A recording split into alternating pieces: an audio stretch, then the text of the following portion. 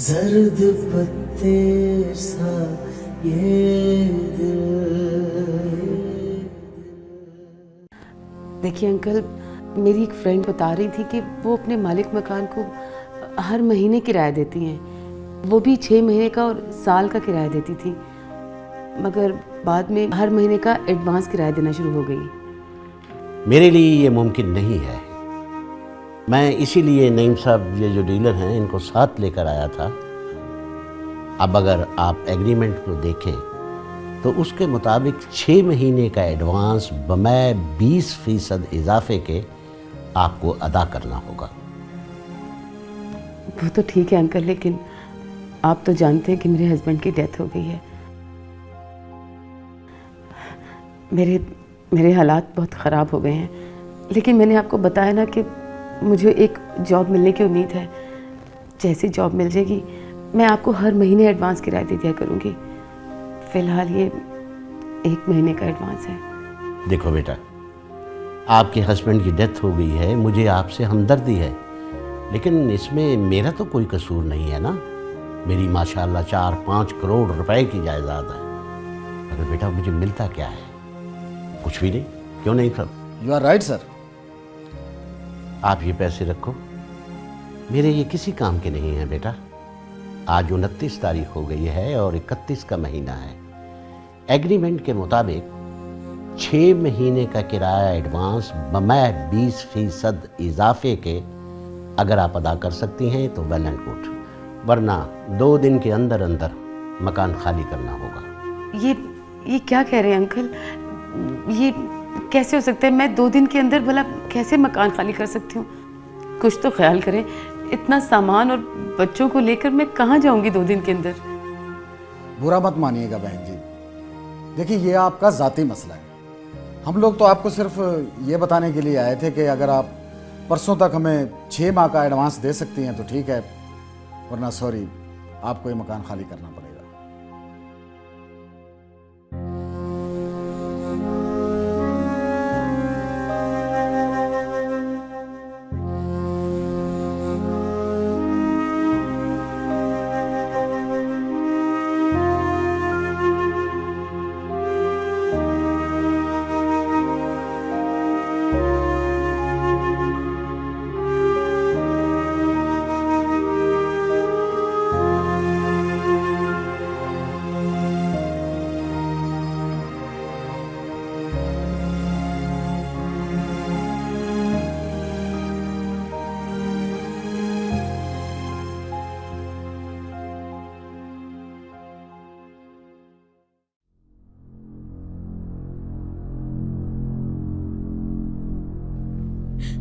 नहीं भाईजान, वो बहुत बदतमीज मालिक मकान है, उससे बात करने का कोई फायदा नहीं है।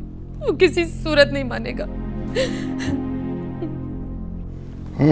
ये तो फिर रमा बहुत परेशानी वाली बात है। मुझे तो कुछ समझ नहीं आ रही कि मैं इन बच्चों को नेहा को लेकर कहाँ जाऊं। इतने पैसे भी नहीं कि 6 महीने का एडवांस ही दे सकूं। नौकरी मिली नहीं है। कुछ समझ नहीं आता कि जिंदगी कैसे गुजरेगी।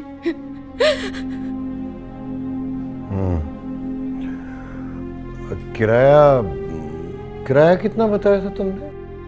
वो किराया जितना भी हो भाई, 6 महीने का किराया 3-4 लाख से कम तो नहीं होगा भाई। इतने ज्यादा पैसे कौन कर सकता है? अगर आपने अपने सारे पैसे नए प्रोजेक्ट में ना लगाए होते तो शायद हम कर सकते।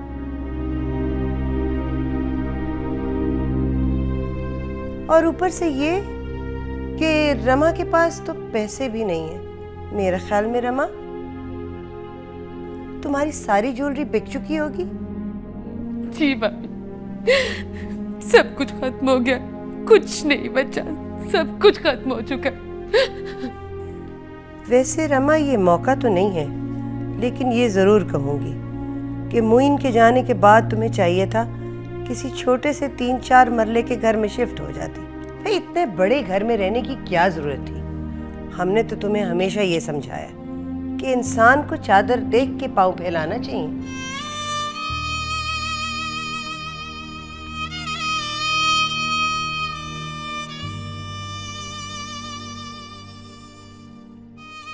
नादिया, ये वक्त ऐसी बातों का नहीं है। देखिए बेचारी रमा कितनी परेशान है। भाई आपको तो आदत है मेरी बात पकड़ने की। मैं तो रमा के भले के लिए कह रही हूँ। लेकिन मोइन की वफात के बाद अगर छोटे घर में शिफ्ट हो जाती तो कोई मसाइल ना होते, आराम से रहती उस घर में। अच्छा आप छोड़ो ना इस वक्त ये बात। भाईजान, मैं आपके पास बड़ी उम्मीद लेकर आई हूँ। आप लोगों के अलावा मेरा है ही कौन? अगर परसों उसने मकान खाली करवा लिया तो मैं बच्चों को लेकर कहाँ जाऊंगी? मुझे तो कुछ समझ नहीं आ रहा भाईजान, मैं क्या करूं? प्लीज आप ही कुछ करें ना, प्लीज। देखो रमा, हम तुम्हें यही समझाने की कोशिश कर रहे हैं। हम खुद इस पोजीशन में नहीं रहे अब कि हम तुम्हारे लिए कुछ कर सकें। एहसान बताएं ना। हाँ हाँ नादिया ठीक कह रही है रमा, पैसे तो हाँ, पैसे तो वाकई नहीं है। मैं कहाँ जाऊंगी भाईजान, कहाँ जाऊंगी? मेरे अल्लाह, काश मैं मोइन के साथ ही दफन हो गई होती। जीने का तो कोई रास्ता ही नहीं है मेरे पास। और कुछ नहीं तो भाईजान कहीं से थोड़ा सा जहर हिलाकर मुझे दे दे। किस्तों में मरने से बेहतर है एक बार ही खुद को खत्म कर लूं, ताकि इन मुसीबतों से मेरी जान छूटे जो मेरी जान का अजाब हो गई है। प्लीज मामा आप रोए मत, आंसू पोंछने सब ठीक हो जाएगा। क्यों ना रो, क्यों ना रो? जिंदगी में कुछ मेरे मुताबिक नहीं रहा, कम से कम रो तो सकती हूँ। जी नहीं सकती, मर नहीं सकती, कुछ नहीं कर सकती, रो तो सकती हूँ। नहीं रमा, हौसला करो, हौसला करो। इंशाल्लाह अल्लाह ने चाहा तो सब ठीक हो जाएगा। मैं करता हूँ कुछ। नेहा बेटा अपनी मम्मा को पानी पिलाओ तुम।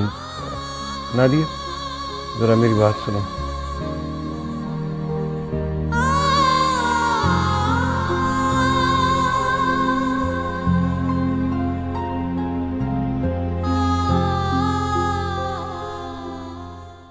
वो अब क्यों ले आए इस कमरे में मुझे?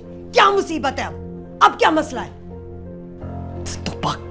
देखिए मेरी बात सुने गौर से। अदनान अरसलान ने बाहर पढ़ने जाना है, कोई ऐसी बात ना कीजिएगा जिससे मुझे गुस्सा चढ़े। 4 लाख रुपए नहीं है हमारे पास। देखो नादिया, मेरी बात समझने की कोशिश करो। मैं बहुत अच्छी तरह आपकी बात समझ रही हूँ। जब आपने मुझे इस कमरे में आने को कहा था ना, मैं तभी समझ गई थी कि आपके इरादे नेक नहीं है, बड़े चले हातिम ताई बनने। देखो हातिम ताई वाली बात नहीं है, आखिर वो बहन है मेरी। बहन है तो समझाएं उसे। बल्कि अब क्या समझाना तो तब था जब उसका शौहर जिंदा था। क्या जरूरत थी किराए के इतने बड़े बड़े घर लेके रहने की, जबकि 4-5 मरले का घर खरीद लेते, उसमें रह लेते। आज जिंदगी में ये अजाब के दिन ना देखने पड़ते। खुद भी मुसीबत में घिरी हुई है, हमें भी फंसा रही है। देखो नादिया, कुछ देखने दिखाने की जरूरत नहीं है। कान खोल के सुन ले एहसान आप, मेरे अदनान और अरसलान ने बाहर पढ़ने जाना है, फिर उनकी शादियां भी होनी है खैर से। एहसान, हमने दोनों बेटों को एक एक घर बना के देना है। आपके खून पसीने की कमाई और अपने बच्चों का हक मैं इस तरह नहीं लुटाने दूंगी। तुम बताओ क्या करूं? दर बदर की ठोकरें खाने दूं उसे? मेरे अलावा उसका है ही कौन? अब क्या सड़क पर रहेगी वो? छोटा सा शहर है, लोगों को पता चलेगा तो वो क्या कहेंगे हमारे बारे में? तो मतीन भाई की तरफ चली जाए ना। भाई आखिर सगा भाई था मोइन का, उसे भी तो कुछ करना चाहिए। मतीन के पास अपने खाने को पैसे नहीं है, वो इसे कहां से देगा? बस मैं कुछ नहीं जानती, कोई दे ना दे, मैं आपको एक ढेला नहीं देने दूंगी, चाहे उसको सड़क पे क्यों ना रहना पड़े। हद करती हो तुम नादिया। एहसान, मुझे गुस्सा ना दिलवाएं, वरना मुझसे बुरा कोई ना होगा। खुदा के लिए आहिस्ता बोलो, वो लोग पास लिविंग में ही बैठे हुए हैं, अगर उन्होंने सुन लिया तो बहुत बुरा होगा। देखो, देखती नहीं वो बेचारी रमा पहले कितनी परेशान है। सुनती है तो सुन ले, मैं किसी से नहीं डरती। मैं वही बात करती हूँ जो हक सच की होती है। एहसान, मेरे दिल में जो बात होती है वही मेरी जुबान पे होती है। मैं बात दोहरा देती हूँ। इस बात का कोई और हल ढूंढना है तो ढूंढे। मैं आपको एक ढेला नहीं देने दूंगी।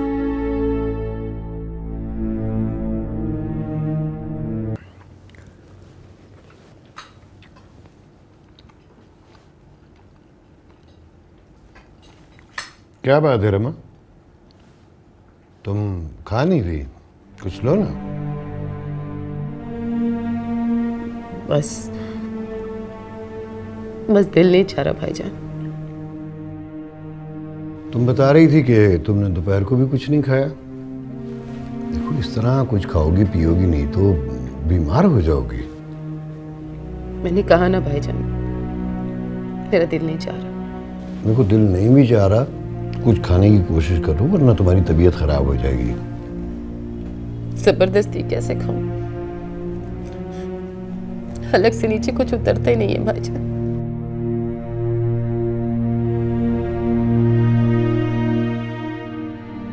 नेहा भी तो कुछ खा ही नहीं रही।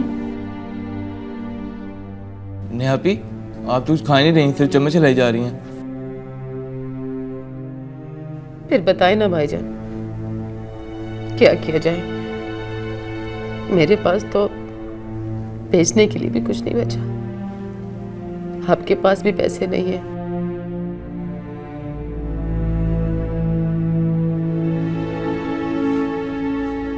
घर तो फिर खाली करना ही पड़ेगा।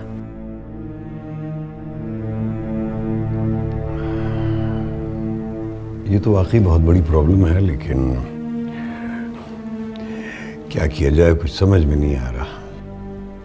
फिर आप एक मेहरबानी कीजिए भाईजान। अरे इसमें मेहरबानी की क्या बात है, तुम बहन हो मेरी, मैं भाई हूं तुम्हारा, सगा भाई हूं। तुम कहो, जो मैं कर सकूंगा मैं जरूर करूंगा, कहो। जब तक मुझे नौकरी नहीं मिल जाती और मैं अपने किसी घर में शिफ्ट नहीं हो जाती, वो घर तो खाली करना ही है। आपका जो ऊपर वाला कमरा है, आप फिर हमें तब तक वहीं आ लेने दीजिए।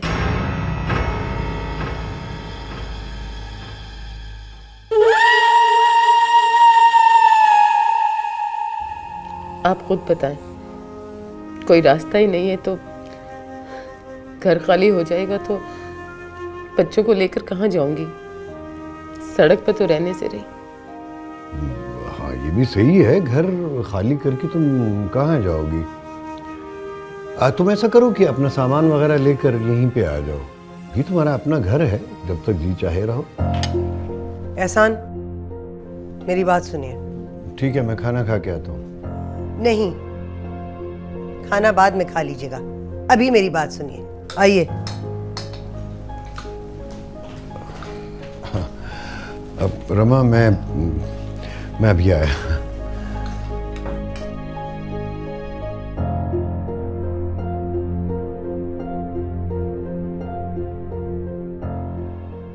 जर्द पत्ते सा ये